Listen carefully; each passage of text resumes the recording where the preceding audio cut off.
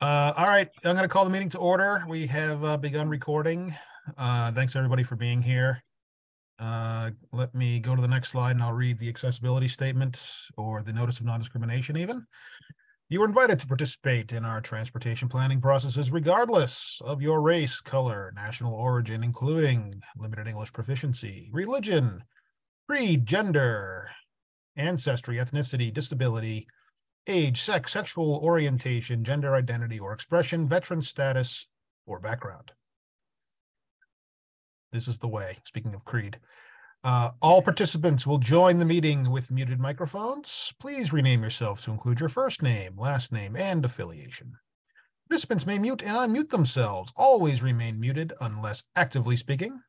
To participate in the discussion, please use the raise hand function. You can find this by clicking on either the participants button at the bottom of the screen, and a window will pop up with a raise hand button at the bottom, or the reactions button in the toolbar. I will then call upon participants in the order in which I view you. If you're on the phone, you can use *9 to raise your hand. If you have any technical difficulties, please contact Erin McGuire via the chat box at emaguire@ctps.org or by phone at 857-702-3681. This is the accessibility statement. This meeting is accessible to people with disabilities. Zoom products are compliant with exceptions with the following standards: Web Content Accessibility Guidelines 2.1 Level AA Standard and Revised Section 508 Standards. If you require any additional accommodations to participate fully in this meeting, please contact Erin McGuire, MPO staff, at emaguire@ctps.org or 857-702-3681, or reach out telepathically through the force. This is introductions. Good morning. I'm Brian Kane. I'm the Executive Director of the MBTA Advisory Board, and I have the distinct pleasure to chair this fine Administration and Finance Committee. Erin or Logan, or can someone call the roll? Sure, I can call the roll, Mr. Chair. Thank you. Sure. MassDOT Office of Transportation Planning. Yep, Derek Cravat here with MassDOT. Great. Metropolitan Area Planning Council. Good morning, Eric Brasser with MAPC. Regional Transportation Advisory Council. Good morning, Leonard Diggins. And since you brought it up, Brian, may the 4th be with you. Well played. Metro West Regional Collaborative, City of Framingham. That's roll, Mr. Chair. Okay, thanks. We have a quorum, and we will proceed to item 2 on our agenda, which is public comment. Does anyone care to make a public comment at this time? Please use the raise hand function, and I will call upon you. I see 13 people here, and it doesn't look like anyone is using the raise hand function.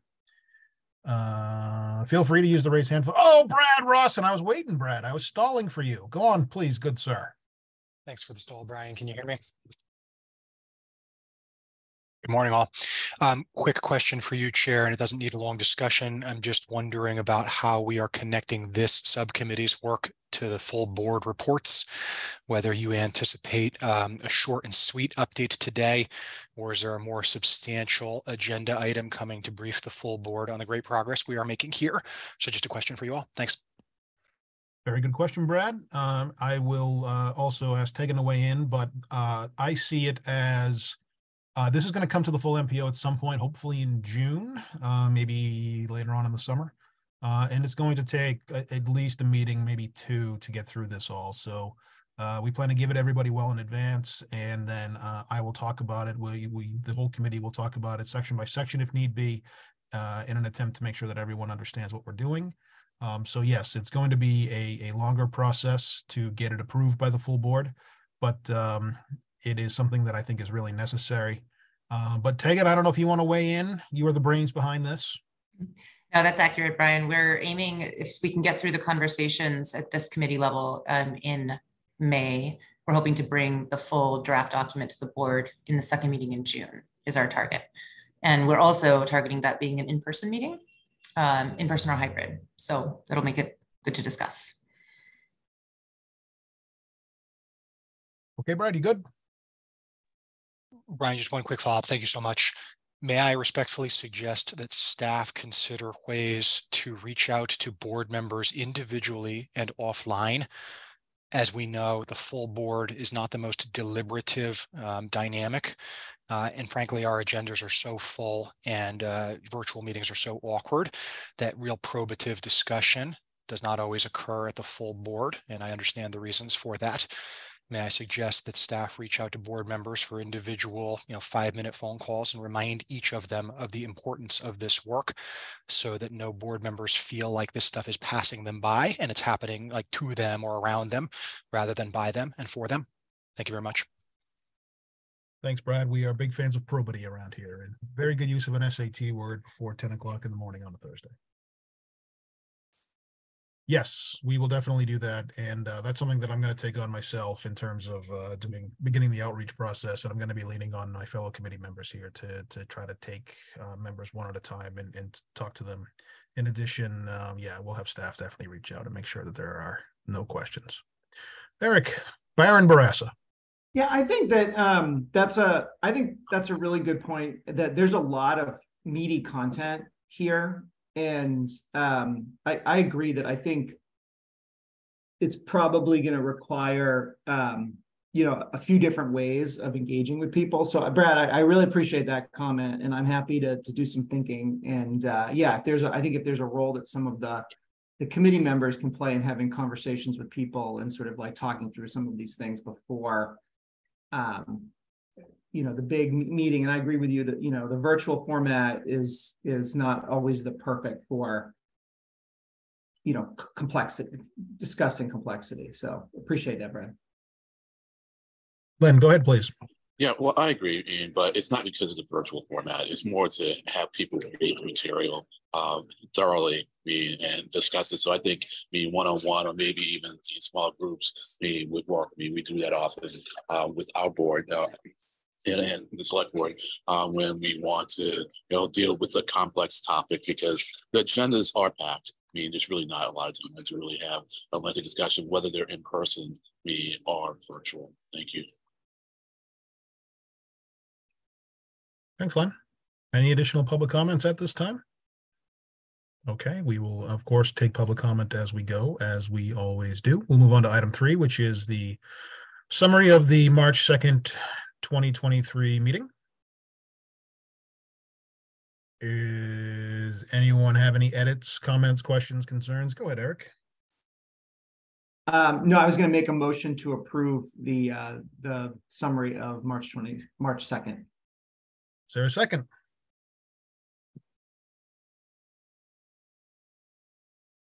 I'll second. Oh, Derek, you beat me.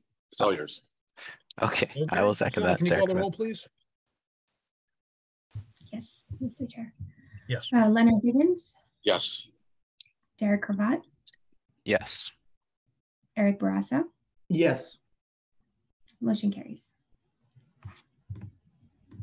Thank you. I'm just trying to take notes here as I do this. Okay, the first item of business is a discussion of the operations plan agency information sharing. This one is me. Do we have a document to show, please? Yes. Okay. So this is where we get into the question of sort of trying to interpret what the MOU meant from 12 years ago. Implementing agencies are supposed to keep the Boston Region MPO informed of project status. Now, many questions come to mind here, such as what is an implementing agency? And how often do we expect folks to come up with that kind of information? So what we're trying to do here is figure out the best way to share information kind of back and forth. And that's what we want to make sure we do in this operations plan, is clarify the process for agency information sharing. And then further on, we'll try to clarify the process for the feds to talk to us about stuff. So basically, I think right now, it's fair to say that we talk about sort of projects more in the planning phase, and then kind of once they move off of the tip into construction, or off of the Planets of Construction, they kind of go into this little bit of an ether that we don't really hear much about. So one thing that I'm interested in trying to figure out is getting updates on projects as they're in construction, sort of hitting milestones, and also ensuring that the public and political leadership is aware of the fact that the Boston Region MPO was involved in the project planning and especially funding. I think it's important that we note that the role that we played in an attempt to ensure that folks understand the role that we play in terms of getting things done. So one of the questions that we have to talk about is what are the ways that we would like to see project information sharing, and what are the ways that we would like to sort of codify how agencies speak back to us through MassDOT as well, because MassDOT obviously has a critical role to play in this, and also kind of in the ensuring that folks understand what's going on phase. Glenn, I see your hand is up. So my sense is that and maybe someone can speak to this. It isn't so much that the cost varies a lot once construction starts. It seems to me that the cost varies a lot with respect to our expectations when we're going from 25 to 75%. Even from 75%, to the point where it goes out to bid. And as I think John Richard, I think his name said, we really don't know what the project's really going to cost until it goes out to bid. So I'm thinking, between in the various design stages, especially lately, what we've seen, like the costs go up anywhere between like 50 and 100%. We really need to be on the ball with that. And it seems the person that is best suited to know what we need to know is our TIP manager. And that person, in conjunction with someone from MassDOT, would be the people to go out and get the information and bring it back to us. And I think it should be on us to go out and get the information rather than to rely on the municipalities to provide it to us, because we're the ones that need it. And so we go and get it. We make it clear to them that we are going to be requesting this data from you. And I'll give them adequate time, like say, when we sense that we're going to need it, we say in 30, 60 days, whatever, we'll need this information, we'll be in touch. That's it. Thank you. Yeah, Len, I think you're right on that. And I have to imagine that via the MassDOT and probably the MBTA process to a lesser extent now, there are regular check-ins sort of as projects are moving forward. There's obviously milestone payments. There's all kinds of stuff. So it's really just a question of getting that information and having it report back to us. And I'm not suggesting that the full board has to get detailed briefings on construction processes every meeting, but I think it would be good to get some kind of a, what I would like to see, for instance, is just like a one-page spreadsheet with, kind of red, orange, green, blue, red, orange, green, blue. No, those are the lines that T operates. Red, yellow, and green, which are traffic lights, sort of where projects are moving relative to where they should be. So green is obviously on schedule. Yellow would be kind of, potential of falling behind schedule, and red would be behind schedule, something like that. But can we just move down on the screen here to the discussion questions that are below? For this topic. Yeah, there we go. So these are the things that we want to sort of discuss, and there is some draft text below that we should clarify. So the MOU does call for quarterly information updates, which I think is at the very minimum what we should be asking for. We also, there is the priority of project meetings for MassDOT that city and town groups work with. And the second Tuesday of every month. Derek, I don't know if you go to those. So there, again, the information exists. It's not a question of needing to reinvent the wheel here. It's really just figuring out how to get the information reported back to the MPO. Can we scroll down to see the proposed text? So this is where, yeah, right there is good. So this is sort of what the proposed text is, implementing agencies, which is either going to be a municipality, the T, or MassDOT. I guess it could be CADA or Metro West as well. You could keep the MPO staff informed. And our staff, you guys can read these. I'm not going to read it to you. We'll work with implementing agencies to gather the information. And so I guess what I would suggest is, yeah, you can go down. What I would suggest here is that we ask staff to figure out a way to work with the existing reporting processes that already exist. Let's not reinvent the wheel. Figure out a good reporting tool to bring it back to the Boston Region MPO, at least on a quarterly basis. And again, it can just be part of just be an attachment to the meeting materials at the end of every meeting.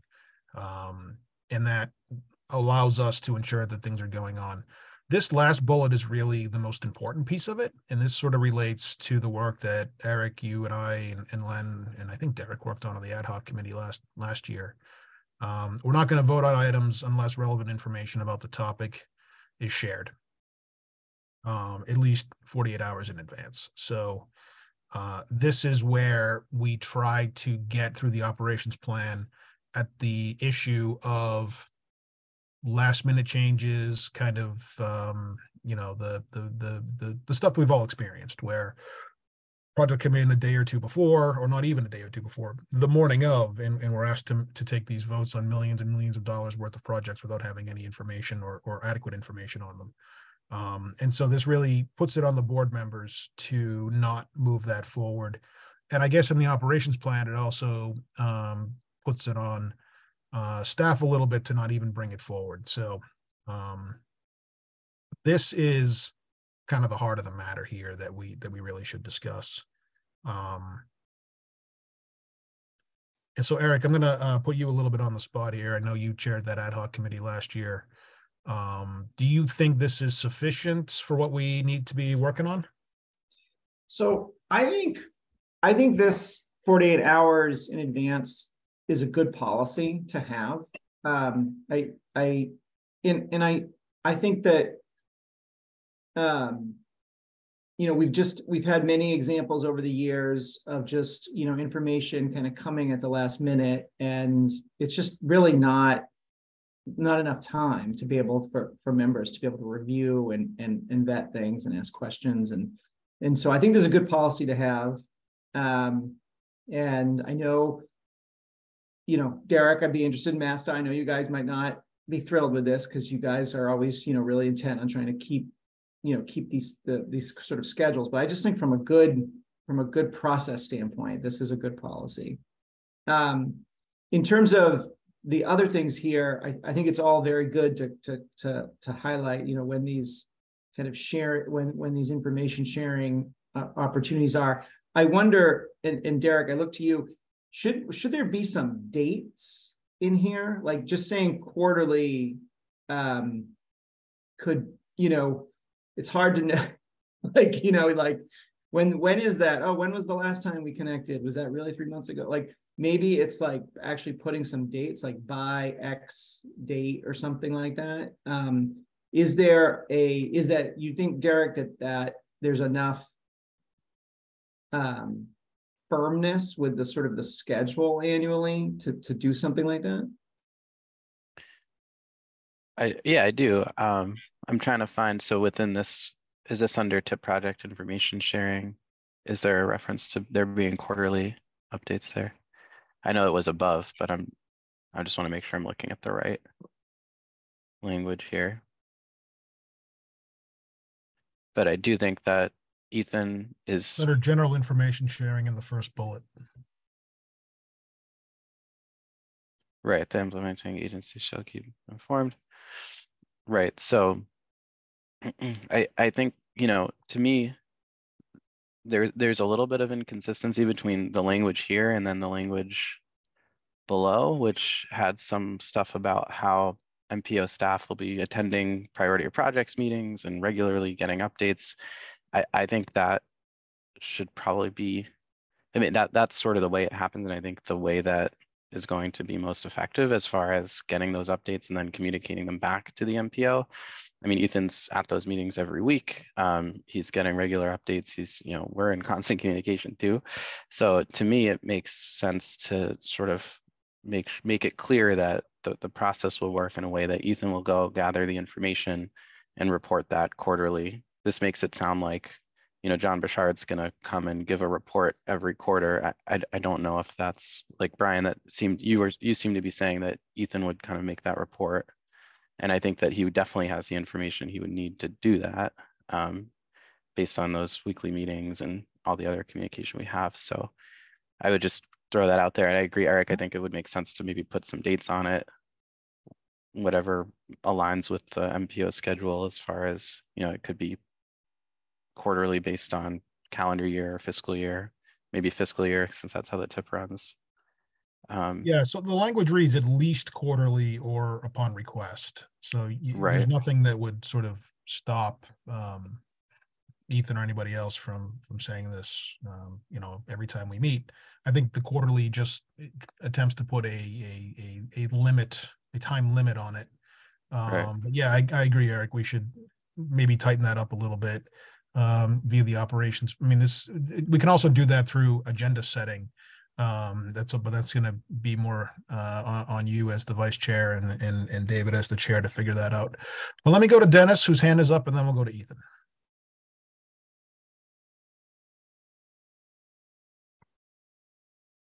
Dennis Giambetti, please go ahead, good sir.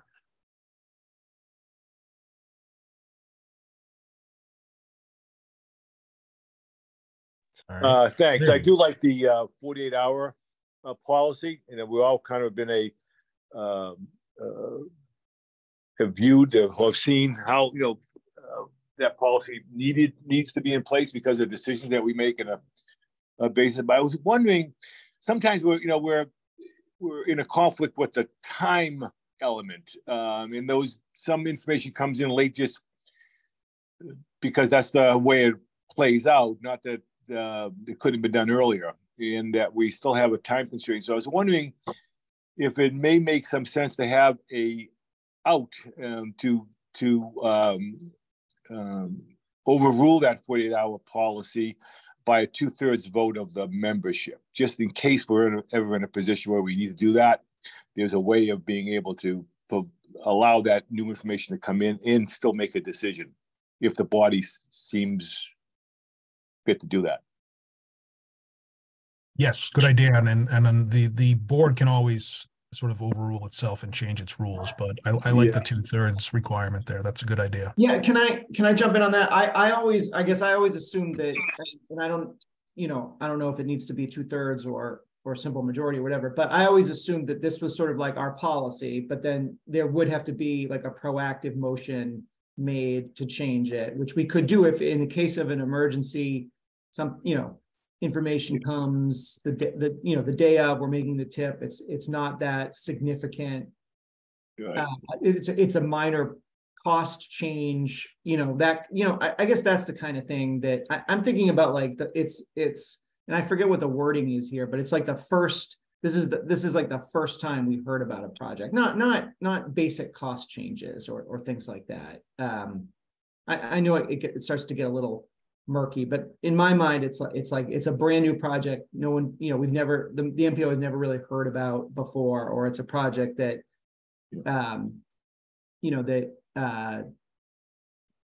was, maybe was discussed years ago, but was not in the universe or something like that. But I do feel, to Dennis's point, that this shouldn't be some like written set in stone policy, that this is sort of a best practices policy that the group can decide to change if the information is adequate.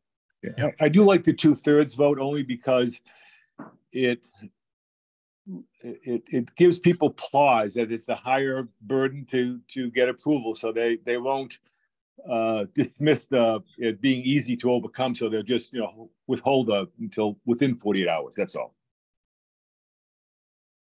I agree personally, Dennis. I think that's a good idea, and Eric, thank you for that. Ethan, why don't you go ahead, sir?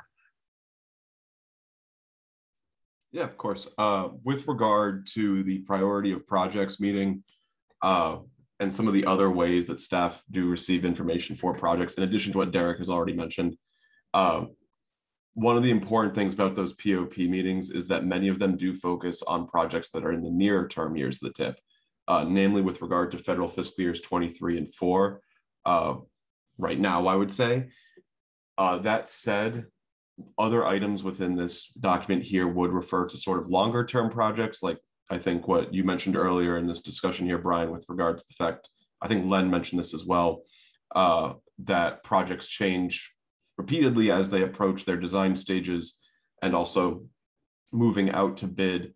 That would be more where those kinds of quarterly check-ins would emerge, more for the long-term projects that take a little bit longer to actually develop up there. We do have tools, as Derek mentioned, to actually report on that right now out of different software management tools. It's all just mostly coordinating the timing there. The weekly POP meetings are more oriented towards those kind of near-term advertising jobs, though, the kind that may end up in amendment versus in, say, a typical TIP development process, if that makes sense. It does make sense, and yeah, I guess we're asking you to do a little bit more work, but I think it's once we get a system and a process set up, it'll really kind of run itself. Derek, I think you were, I'm sorry, yeah, Derek, you were next. Go ahead, please. All right. Yep. Thank you. Yeah, I just wanted to kind of second Dennis's suggestion to have a 2/3 option to vote on things that might not be ready in advance, just because there are circumstances. I think there's actually, I was going to suggest there's language, I think, in the public engagement plan about something like an extraordinary funding opportunity or something that, you know, might be time sensitive that we just learn about, that if we don't vote on it, then the funding might be lost, or, you know, something like to that effect. I think and it just suggested that public engagement plan as a potential source of information for language on it. So just wanted to throw that out there for consideration as well. Thank you. No, thank you. Jen Rowe, go ahead, please. Yes, can you hear me? Yes. Oh, excellent. Okay. Thank you. Yeah, I'm excited to see this 48-hour bit included, and I like the idea of kind of clarifying, because I think when I first read it, it was I think the last sentence, if it could be scrolled to, made it a little bit unclear, like whose responsibility it was to kind of make sure that this, you know, to whether we would need to motion to postpone the meeting or not, or whether it would be default that it would not be, or postpone the vote, or it would default to we're not voting on this because information wasn't shared. So I think having changing that language slightly to make that clear, that the default is it will not even be brought to a vote, and that there's an option to bring it forward. And given what Tegan just shared in the chat, it sounds like by most items, like amendments, would be 2/3 anyway. And so I'm wondering whether maybe we would be seeking unanimity or a higher bar than what would be normal.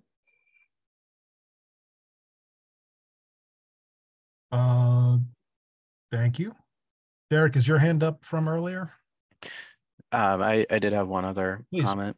Yeah, so on this first bullet point here shown now, the quarterly and on request, I did have a chance to talk about this with David, and I just wanted to relay that he had some concerns with the language as written here. I think he wanted it to reflect more what we had talked about previously, that maybe there's a more, you know, a coordinated effort for staff to receive the information from MassDOT and then present it. Again, I just want to make clear that I think that David and others would like to see that revised a little, so it doesn't sound like it's all on MassDOT to sort of get that information and report it, because it is a more coordinated effort than that. I just wanted to make that clear and explicit that was the instruction I received. I wanted to just make it clear. So thank you. Understood. I mean, I think currently any member could request an update, and generally speaking, it would be provided at the next meeting. So I understand. Nobody wants to put more of an administrative burden on anybody. We all have day jobs that take up a lot of time, but I do think that this is one of those things that once it gets started, it'll just sort of run, not without any effort, but with minimal effort. It's just the question of getting it started. So, you know, I've mentioned that I'm looking for sort of a standard report on paper, not a presentation, on kind of a, you know, monthly basis or whenever we meet, at least quarterly. You know, I talked about my desire to have sort of really easy visual red, yellow, I should say, green, visual cues that sort of suggest where things are. That's just me. I'm a visual type person. So what I'm hearing is that, okay, Brad, go ahead, please, sir. Thank you, Chair. One question and one observation. The observation is that municipalities, including Somerville, are moving in the direction of establishing date certain submittal requirements for capital investment plans. So, you know, by September 15th, Mayor of Somerville shall submit to our city council a CIP for the coming 5-year period. So just that thread came up in this discussion 5 minutes ago. And I just want to remind folks that, you know, there can be ways to address that rather than the more ephemeral kind of quarterly description as currently drafted. The question that I have, and it could be a silly one, so I'm sorry, but is the board the only intended audience of this operations plan? Is the staff the only intended audience, or is the public at large? If it's the public at large, then the discussion that we've just had for the past 5 minutes really seems to be focused more on those internal and board roles and responsibilities. And I find myself wondering about making sure that we put ourselves in the seat of our constituents, of the residents, of the private sector, of the advocates and nonprofits, who frankly are not going to be watching board minutes, board meetings or reading board minutes, but probably would go to an online dashboard, probably would interact with an interactive map that might describe how project development is occurring. DOT currently has some of those types of engines. Somerville uses some as well.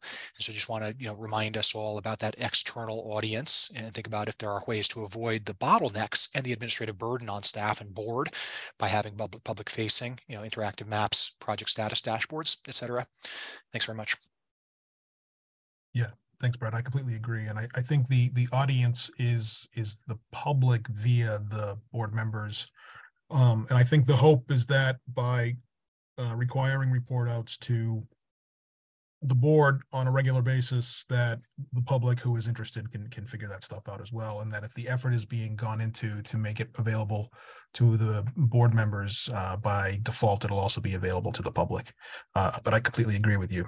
So let me see if I can just sum this up so we do have to move on to a few other items. What I'm hearing, sort of the consensus of the committee, is that we like the language more or less. There's sort of a desire to get a little bit more definitive in terms of what we mean by quarterly or monthly or regularly. And I get that. In terms of information sharing, yes, I understand what MassDOT's point is, that we don't want to create too much burden on any group to do this, but I also have a feeling that this information sort of exists already, and it's just a question of figuring out the processes and the procedures to link them up and coordinate them, and that once that's done, it'll become kind of a regular thing. And so while I take the point that this will create a burden up front, I don't think it'll be an ongoing burden. And I'm also sort of hearing that with respect to the 48-hour rule, the 48-hour thing, 2/3 is sort of the consensus of the committee to change that. And I think I summed it up. Did I forget anything? Help me out here, folks, if I forgot anything. Okay, let me look at Tegan. I'm going to look at you. Does that give you enough feedback to move forward with this, do you think? I think so, but Eric has his hands up. May I defer to, if you want to? Of course, yes. Yeah, I think you've done a good job. I mean, I think what's really important, I think for all of us to understand, I think, Brad, some of your questions, like, I feel like this is an important part of the operations plan that addresses, I think, a couple challenges we have at the MPO, and that have unfolded over the past couple of years. One is that we get a lot of like project update information while we're developing the tip. Like literally, like things change, you know, from week to week, and I don't know if that can be averted, but I do think that more information earlier from staff can help improve the tip process. So I think that's one sort of defining the problem here. One is just like, is trying to make sure that there's more information about projects, more understanding about projects earlier for staff and for MPO members. I think that's one issue. And then I think the second issue is that because of this cost changes and projects being moved around in the tip, and we then have, you know, these early years of the tip with unprogrammed funds, and we're like, hey, what are we going to do with that, you know? And then that's where we run into the situation where we're hearing about kind of new projects that have not been in our universe. And you know, we've asked the MBTA, can you bring some projects? And MassDOT brings projects, but oftentimes we're hearing about these projects, you know, a day in advance or the day or the morning of, and we're running into this schedule of, well, we need to make these decisions so that our tip is in line with the state, you know, STIP process and the state CIP process.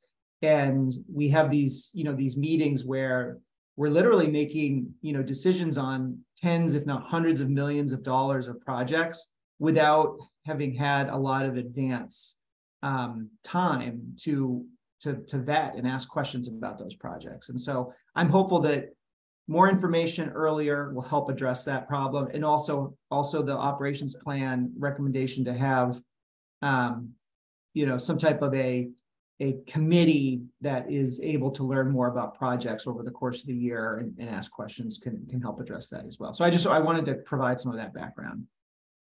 Thanks, Eric. Len, go ahead. Then we got to move on. Yeah, I'll be brief. I mean, and because I was thinking along the lines of the dashboard too that Brad brought up. I'm thinking, you know, probably just a glimpse into Ethan's spreadsheet, you know, which would be nice, you know, between meetings, and not that I'm telling staff what to do, because that's the executive director's job. But I'll bet Emily DeMonica could probably, you know, make us a nice little glimpse into Ethan's spreadsheet. And to the extent, the information here that we want added to Ethan's spreadsheet, I think, as you said, Eric, Brian, I think once we get it going, it'll be easy to maintain it. Yes, it'll take some work, but it won't be hard. Thank you. Thank you. Tegan, let me come back to you. Do you think you have enough? Do you need more things from us? I think we can make a few revisions based on what we've heard today, and then we can bring it back as part of the full draft. So it's always possible to tweak things as well when we're discussing the full draft. Perfect. Okay. Joseph Napoleon Henri Barassa, yes.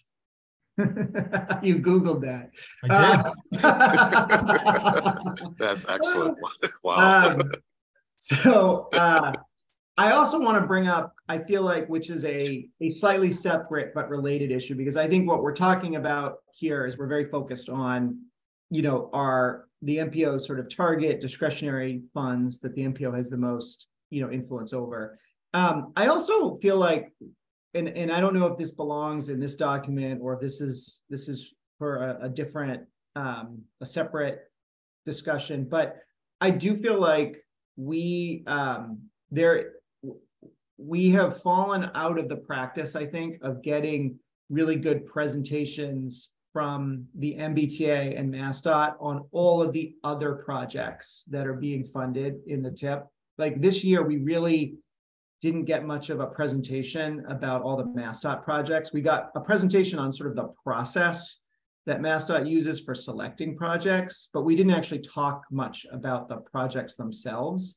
And while I think we give a lot of deference to MassDOT, you know, and their expertise to identify what are the most critical bridge projects in the region, what are the most critical highway safety, highway maintenance, projects in the region, those kinds of things. I still think it's really good practice to get a presentation on that with some level of specificity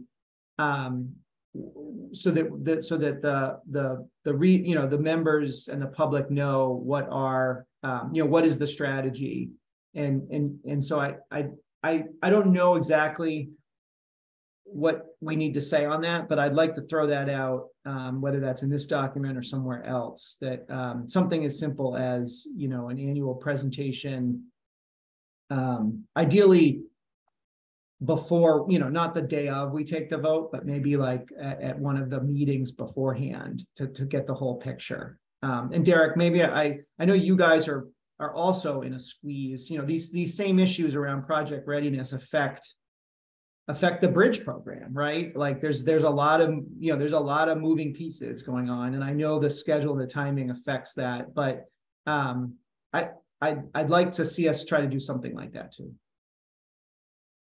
I agree. Okay, so we got to move on. Eric, yes, I think we all agree with what you just said.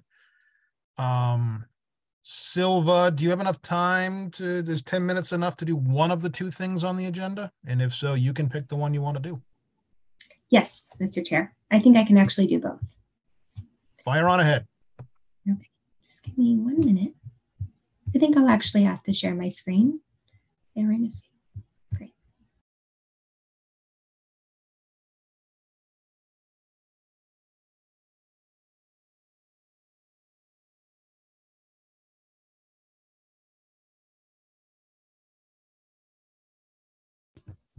Okay, let's see here.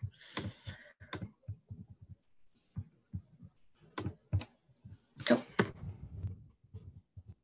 Okay, great. Good morning, everyone. My name is Silva Ivazian. I'm the project accountant here at CTPS, and I'll be providing an update on our current state fiscal year budget through Q3, as well as an update on our projected overhead rate at the end of SFY 23. So our first slide shows a table of our financial standing broken down by quarter. Overall, at the end of Q3, our financial standing we actually saw a surplus of $231,000. Now, looking at each quarter, we did see a deficit in Q1, and what impacted that was our general usual admin expenses that happen in the first quarter of each state fiscal year. But also during that time, we did see some staff turnover as well as a few retirements. In Q2, we started to see a surplus, and we saw a much bigger surplus in Q3 of $181,000. What impacted this surplus in Q3 is really just the time of year. So in Q3, Q3 is the time of year where our staff is focused on completing their projects. So our staff work is really at its peak in Q3, which impacted our surplus that we saw for that quarter. Overall, looking at the summary, through Q3, we are in a good financial standing. We do expect a number of admin expenses in Q4, but I will elaborate on that when I discuss our overhead rate in the next few slides. Our next slide shows a graph of our revenue through Q3. Okay, so this graph is actually broken down by our funding sources. So the green bars show what we expected our revenue to be through Q3. The blue bars show what our actuals was. So looking at our MPO and MassDOT directed PL funded projects, so these projects are actually the UPWP projects. Through Q3, we expected our revenue to be $4 million, and we actually charged this project, and our revenue was at $3.7 million, excuse me. So overall, we're charging about 89% of what we expected to charge through Q3. Again, we are on track with our project charges, except for a few For example, our MassDOT SPR projects were about 56% of the way there, as well as a few of our other contracts were about 15% of the way there, but we do expect some of these to fluctuate and increase in Q4.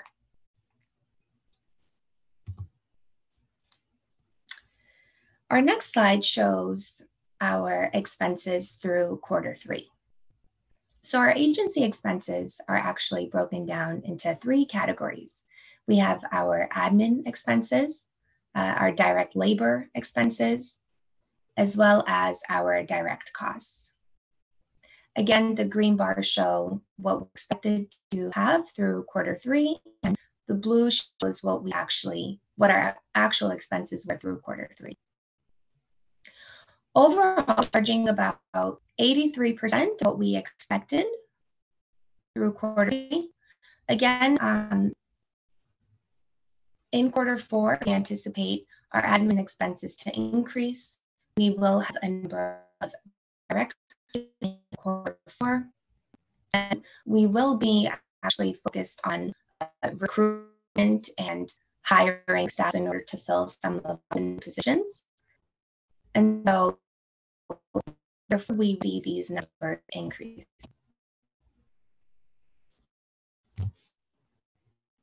Then to briefly provide an update on our overhead rate, through Q3, our overhead rate was 105%. Our budgeted overhead rate for SFY 2023 was 119%. Now, when projecting our overhead rate for the end of this state fiscal year, we think that we will come around 117%. But again, this percentage will and may change at the end of Q4 because we will be working on recruiting. As you all know, overhead rate is impacted by our staff count. And so we have had a number of some turnover so far through Q3, but we hope to fill those positions and at least start the recruiting, and the heavy recruiting process will happen in Q4. And again, we are strategizing ways of how to get our projected overhead rate as close to our budgeted of 119% at the end of Q4.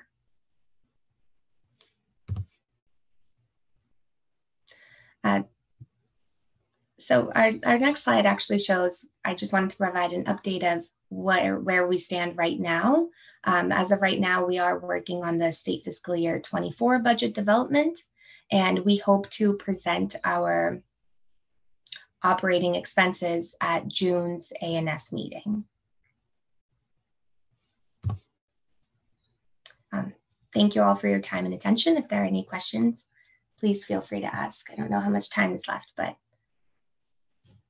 We got like 4 minutes. I do want to end a little early, but just to follow up and so basically what I heard, Silva, and correct me if I'm wrong, is that we're doing really well. Yes. Got to get the overhead up to 119, but to do that, we need to hire more. So it's, really all of us need to continue our efforts to try and push folks towards CTPS. And then we also have to double back on the discussion that we have been having around benchmarking and all that other good stuff. So that work will continue, and we on this committee will continue to support the staff as much as we possibly can. Questions for Silva?